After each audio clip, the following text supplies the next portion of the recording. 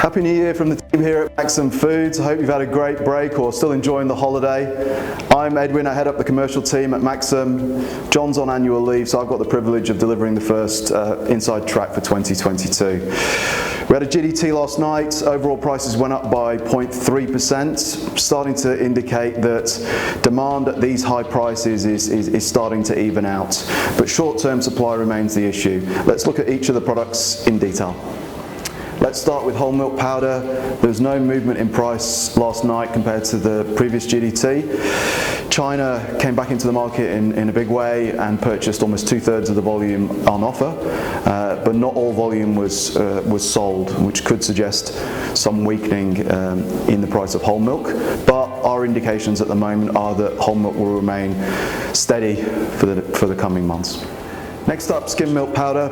Skim milk powder remains in very high demand despite these record 5-year highs.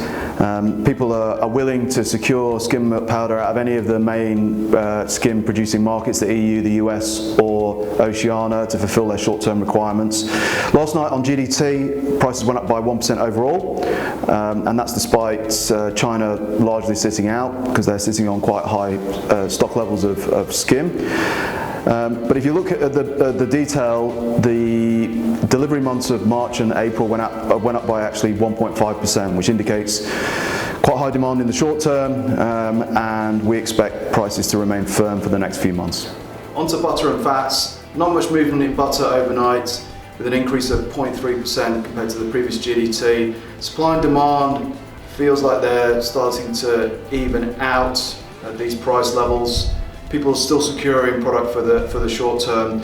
In terms of overseas, cream prices in the EU remain very high, which is pushing the price of butter up. And there's obviously logistical issues getting butter from the US. So there's nothing really putting any pressure on Oceania butter prices at this stage. Have we seen the ceiling to the prices? We think that prices will remain firm for at least the next few months. On to AMF, we did see some resistance to these high prices at AMF, the overall index reducing by 0.7% compared to the last GDT. That's despite the fact that Fonterra added additional AMF onto the auction. The only downside being that the February month, the price actually increased, which indicates some short-term supply problems for AMF. Next up, cheddar. Cheddar was the big mover last night, increasing by 4.9%. Compared to the last GDT. It's consolidating its recent price rises over the last few months.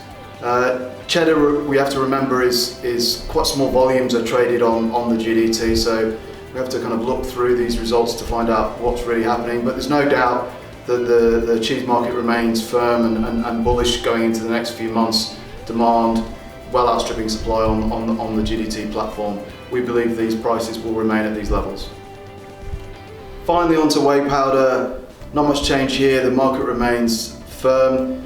For the higher value derivatives, WPI and WPC, the main problem is supply and just limited availability of stock. We recommend for Q1, Q2 and even Q3 that you fulfill your requirements sooner rather than later. That's it for the first edition of 2022 of the Inside Track. Appreciate you listening to me. Summary is that the market prices remain high across all commodities. Nothing's fundamentally changed over the Christmas period, and the main constraint or the main probably issue is securing supply into Q1. And finally, I just want to say congratulations to the Australian cricket team. I've taken some abuse over the last few weeks being a pommy here in Australia.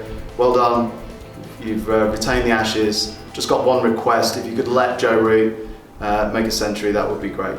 Thanks very much.